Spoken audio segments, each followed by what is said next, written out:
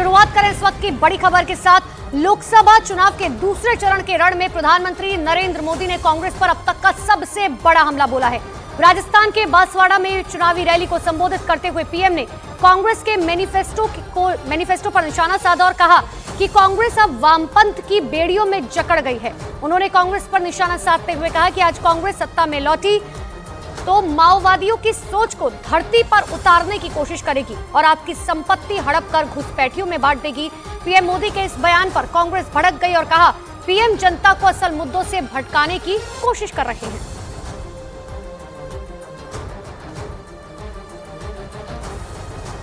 तो वहीं अपने भाषण में पीएम मोदी ने यह भी कहा कि पहले जब कांग्रेस की सरकार थी तब वो देश की संपत्ति पर पहला अधिकार मुसलमानों का मानती थी। पीएम ने यह भी कहा कि आपकी संपत्ति ऐंठकर कांग्रेस उससे ज्यादा बच्चे पैदा करने वालों में बांट देगी।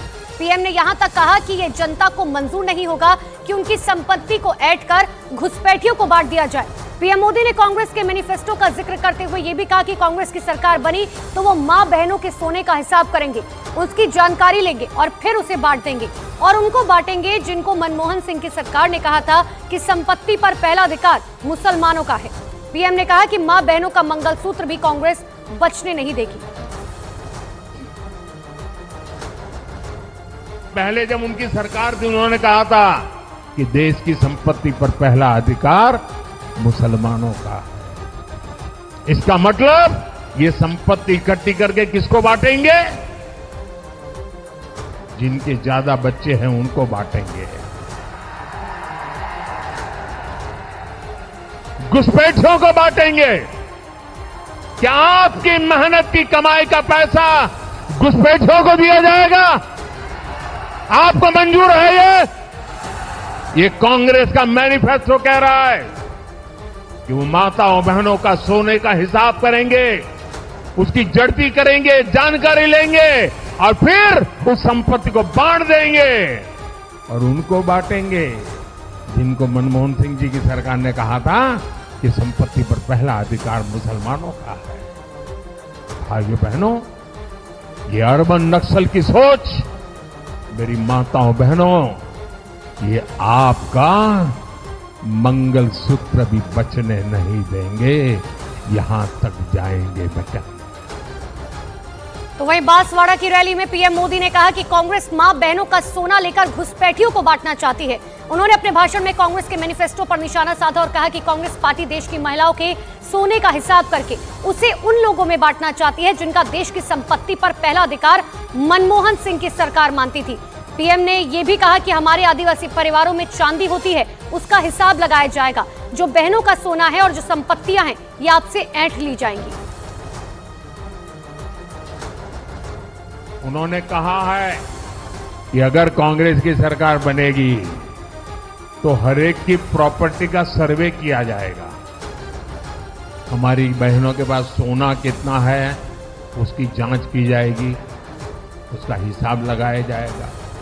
हमारे आदिवासी परिवारों में चांदी होती है, सिल्वर कितना है उसका हिसाब लगाया जाएगा। सरकारी मुलाजिमों के पास कितना जगह है, क्या है, पैसे कहाँ है, नौकरी कहाँ है, उसकी जांच की जाएगी। इतना ही नहीं, आगे क्या कहा है, ये जो गोल्ड है बहनों का और जो संपत्ति है ये सबको समान रूप से वितरित कर दी जाएगी।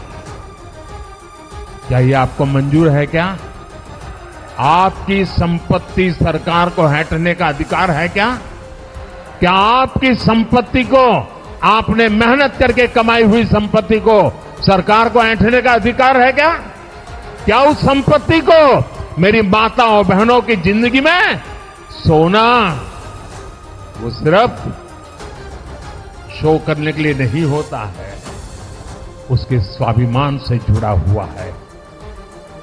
उसका मंगलसूत्र वो एक सोने का कीमत का मुद्दा नहीं है, उसके जीवन के सपनों से जुड़ा हुआ है।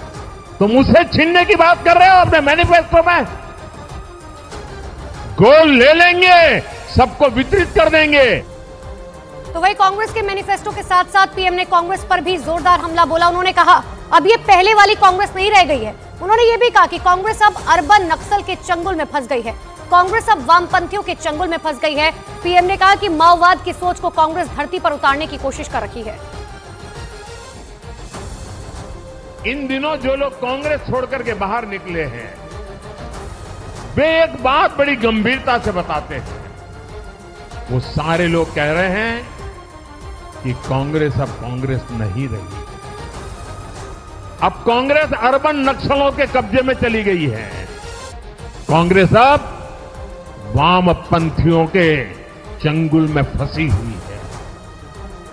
तो हमारे एक मित्र ने उनको पूछा कि आप ये कैसे कहते हैं? तो उन्होंने कहा उनका मैनिफेस्टो देख लीजिए, इस बार का कांग्रेस का मैनिफेस्टो देख लीजिए। कांग्रेस ने अपने मैनिफेस्टो में जो कहा है वो चिंताजनक है, गंभीर है, और ये माओवाद की सोच को धरती पर उतारने की उनकी कोशिश है।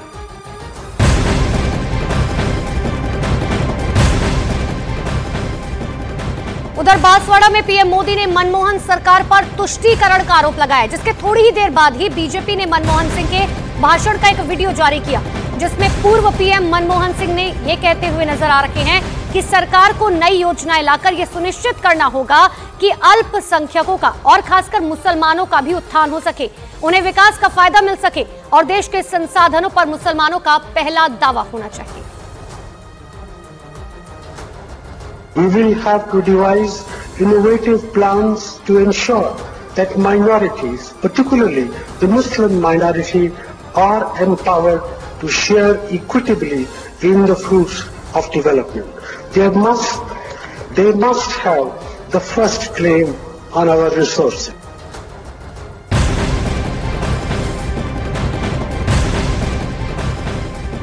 पीएम मोदी के बयान पर पूरी कांग्रेस भड़क उठी। मल्लिकार्जुन खड़गे से लेकर राहुल गांधी, जयराम रमेश और पवन खेड़ा जैसे नेताओं ने पीएम के बयान पर प्रतिक्रिया दी।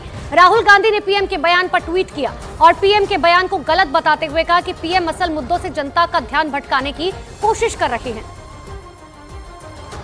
तो प्रधानमंत्री नरेंद्र मोदी की तरफ से जैसे ही कटाक्ष किया गया, पूरी कांग्रेस भड़क उठी। सबसे पहले राहुल गांधी की तरफ से ट्वीट किया गया, जिसमें उन्होंने कहा कि नरेंद्र मोदी अब जनता को मुद्दों से भटकाना चाहते हैं। कांग्रेस के क्रांतिकारी मैनिफेस्टो को मिल रहे अपार समर्थन के रुझान आने शुरू हो चुके हैं और इसको लेकर ही ट्वीट किया गया। उन्होंने कहा कि देश अब अपने मुद्दों पर वोट करेगा, अपने रोजगार, अपने परिवार और अपने भविष्य के लिए वोट करेगा, भारत भटकेगा नहीं।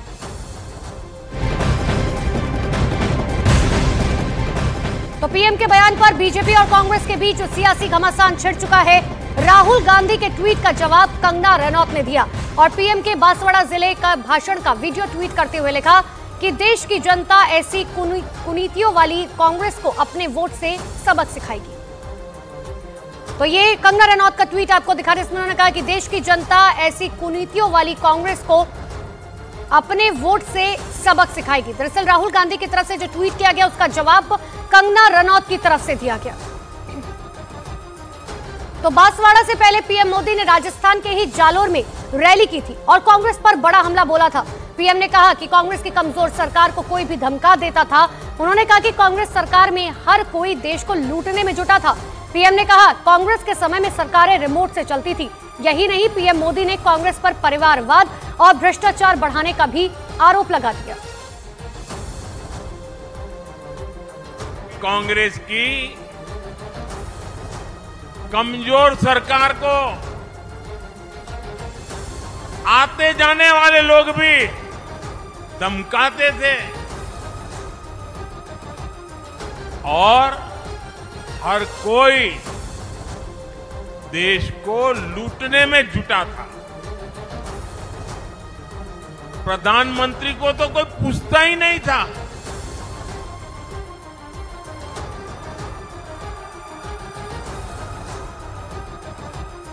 सरकार रिमोट कंट्रोल से चला करती थी। कांग्रेस पार्टी की जो हालत हुई है उसकी गुनहगार वो खुद है। जो लोग चुनाव नहीं लड़ सकते, चुनाव जीत नहीं सकते, मैदान भाग के इस बार राजस्थान से राज्यसभा में आए हैं। इसी कांग्रेस ने परिवारवाद और भ्रष्टाचार का दीमक फैलाकर देश को खोखला कर दिया। देश का युवा इतना गुस्से में है, वो दोबारा कांग्रेस का मुंह देखना नहीं चाहता है। तो पहले चरण की वोटिंग के बाद लोकसभा चुनाव के प्रचार प्रसार